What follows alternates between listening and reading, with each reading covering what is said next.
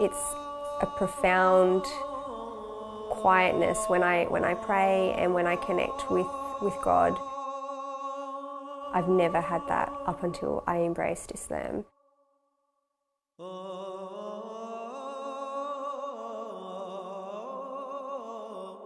I pray 5 times a day. I fast the month of Ramadan. I'm still new to Islam. I'm working for my religion. It's my belief if I do these things, I'll go to paradise. I'll end up in heaven. I'm a proud Aboriginal Anglo-Australian Muslim woman. I'm Australian. I'm 100% true blue, white Muslim.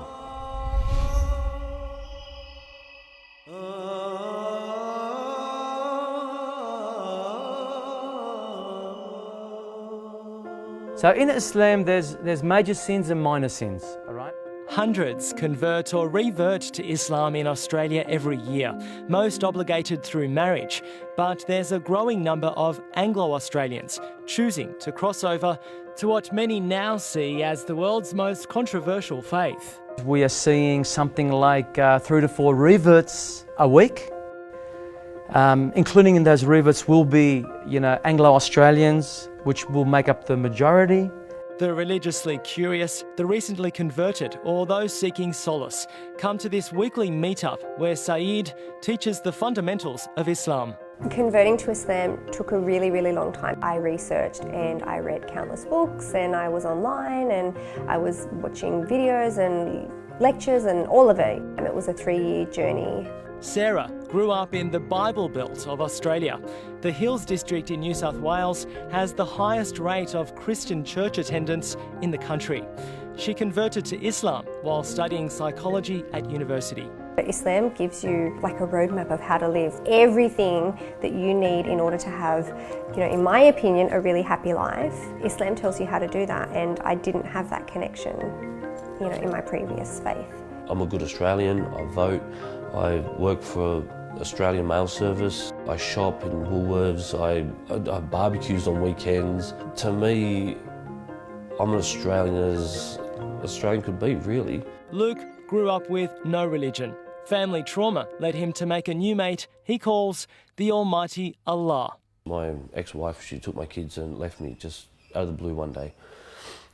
Very touching, heartbreaking. I still think about it day to day with my kids, but that's kind of when I was sitting here every day coming home to an empty house. I had been looking for direction. I've been looking for answers. Why am I here? Where do I come from? What's my roots? What's my purpose in life? That I was reading and researching Islam a lot, so it wasn't, I don't think, for them a very big shock when I came out and said, hey, Mum, Dad, I want to become Muslim. My Indigenous grandfather, he saw that I was changing in a positive way. So I was really lucky that they were really supportive. Okay, so the nuts and bolts are in the Sharia. The current issues that we have today, where Muslims are in the spotlight, you got that feeling that people are looking at you differently. They're looking at you as if you're one of the enemy now. We're asking the wider community, the non-Muslims, get to know what Islam is all about. Build those bridges. Remove the fear. But given militant group ISIS are beheading people in the name of Islam, Australia is on high terror alert and one terror suspect is dead. It's not surprising that some Australians are concerned. Islam is quite clear on what is acceptable and what is not acceptable. Amongst those things are like, alcohol. Alcohol is forbidden. Eating like ham, pork is forbidden. And the killing of innocent people is also forbidden. Anyone outside those parameters is acting incorrectly. It's actually as simple as that. I hear of all of the atrocities that are happening overseas and I pick up the Quran, which is my life guide. There's nothing in there about torturing people. There's nothing in there about conflict and fighting and promoting that. My way of living is the predominant way of Muslims living within our community. I think, most people are really peaceful, passive, happy families that just live their life. I think what we're being, shown in the media and abroad are the vast minority.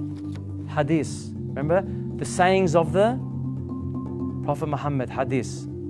It's not up to me to make that conversion. There's no need to try to, manipulate someone into the faith or something like that. That's all nonsense to me. I don't want to see Islam, my religion, dragged through the mud, right? Nor do I want to see my fellow Australian, right, scared of me or my wife or my children. So I'm doing this for the future. What goes on around the world or what goes on within Australia, I don't think that skews my judgment of what Islam really is, because I feel I know better. I feel I know the true Islam, and that's what gives me peace. My message to Australians watching this and who are afraid of me is that we're not that different. I'm an Australian.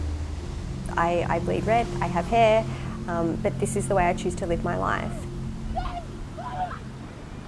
I'm the exact same. I just have a scarf on.